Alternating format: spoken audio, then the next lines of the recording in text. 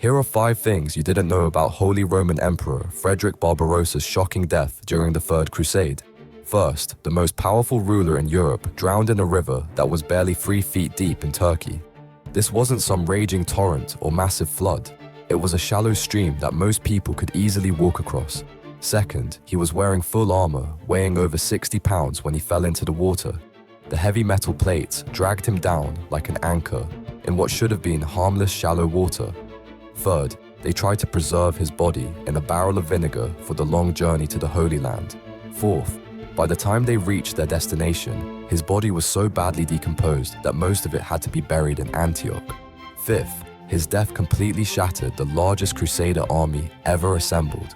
100,000 German soldiers abandoned the entire campaign and walked home. One clumsy moment in shallow water changed the outcome of the Third Crusade entirely.